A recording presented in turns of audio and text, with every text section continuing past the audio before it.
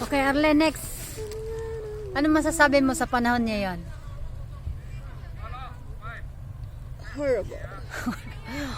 Ayan po kami, oh. Ganito pa ang buhay namin pag nakakapag-day off. Ang iba nag-call center. Ang iba nandito kami. Ito lang buhay-buhay namin. Enjoy life.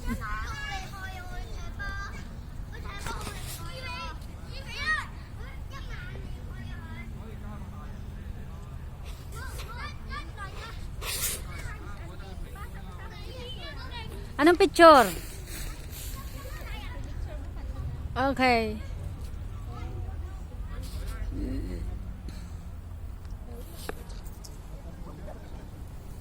Let's go to the zoo.